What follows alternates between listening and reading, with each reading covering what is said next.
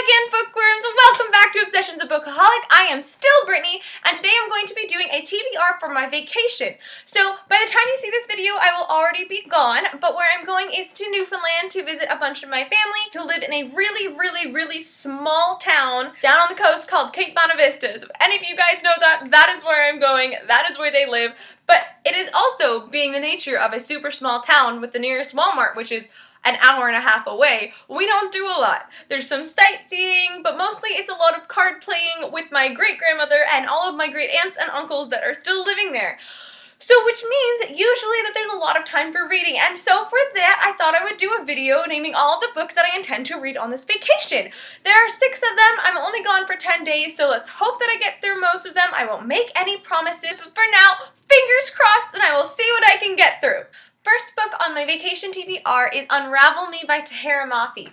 If any of you guys saw my booktubeathon stuff, I had intended to read this already and I hadn't, so I figured that I'll throw it in my vacation suitcase and see if I can get it done then.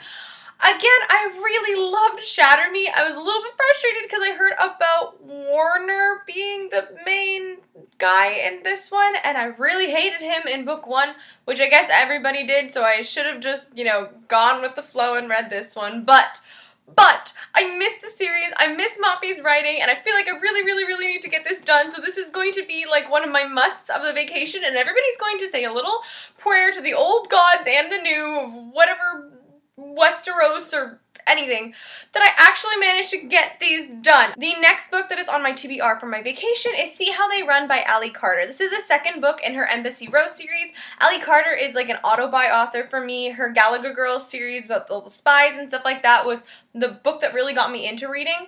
Loved that series, read her High Society series, loved that one too. So basically anything that she writes I will probably pick up. The first one, All Fall Down, did not exactly live up to my expectation, so I kind of took a backseat on finishing the series, and since I have so many books that I've not yet read, it sort of then just got pushed to the bottom of the pile. But when I was doing my video for the last booktubeathon video challenge, I remembered this series and I remembered that I hadn't read it, so I grabbed this one off my shelf. I'm really excited.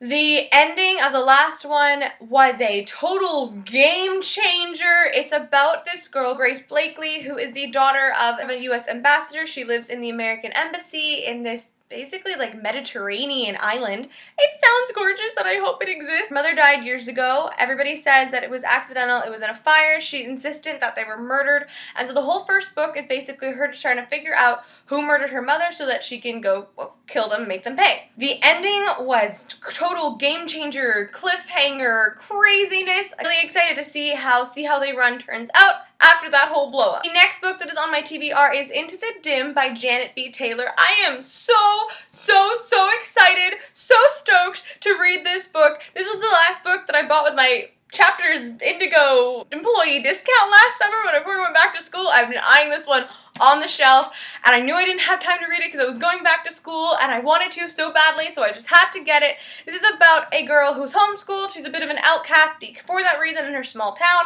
Her mother dies, but she turns out that her mother is not actually dead, and Hope finds out that she is a descendant from a long line of time travelers, and her mother, rather than having died, is actually stuck in the past during the reign in England of Henry II and Alvaro Aquitaine, which I am a history major, and I keep saying this in all my videos, but if you haven't seen any of the other ones, then you probably don't know that. If you do, then, again, I'm a history major. But more than that, my focus area is medieval studies. And on top of that, I just, Eleanor of Aquitaine and Henry II are some of the most amazing figures in English medieval history. I love Eleanor of Aquitaine so much. I just did a paper on her last year, and I can't, it puts you in her court, it puts you in that world, and I cannot wait. I'm so excited to read this one. I originally thought it was going to be an Outlander kind of thing.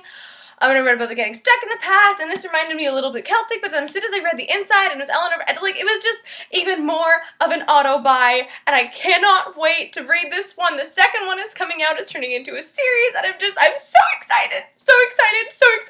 The next book on my TBR is Unhooked by Lisa Maxwell. This is the same author who released The Last Magician. It's a really new YA. It's getting a lot of hype, and I saw it at the bookstore the other day, and I really wanted to pick it up, and then I remembered I still had Unhooked on the shelf, and I'm like, I should totally totally read, you know, her other book before I go to the next one. They're not related, but it still felt right since I already had this one on my shelf. This is a sort of twist retelling on the Neverland Peter Pan kind of thing, which is one of my favorite stories growing up. In this, Gwendolyn and her best friend Olivia get kidnapped in the middle of the night by these shadowy secret figures, and they are spirited off to Neverland, the world of the Fae and magic and all that kind of craziness. And from what I understand from the description, then they end up on a quest to try and save Neverland and then get back to their home. It sounds great! It sounds so great, and I really hope it lives up to my expectations. Really should have read it when it came out. Basically everything that I'm putting in these TBRs is a accumulation of books that I've purchased over the last 4 years that I have not yet gotten around to reading. I went on a 4-year-long book buying ban, and it was the saddest experience of my life.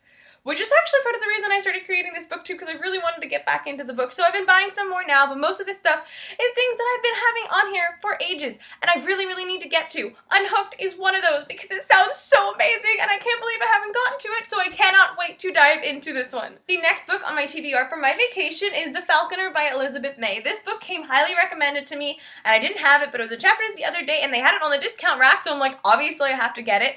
It's about an 18-year-old girl. She is the daughter of a Marquess, but not only that, she is a last in a long line of female hunters of the evil Fae.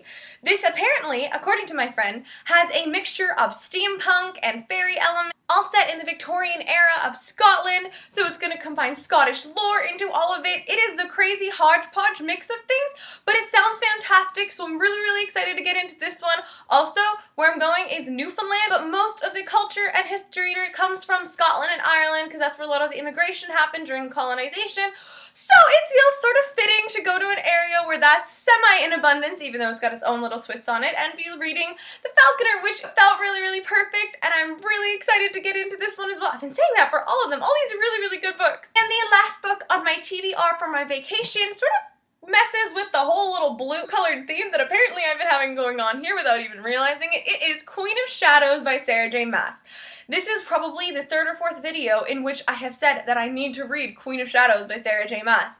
And have I gotten to it? No. I was supposed to get to it in Booktubeathon. Did I read it then?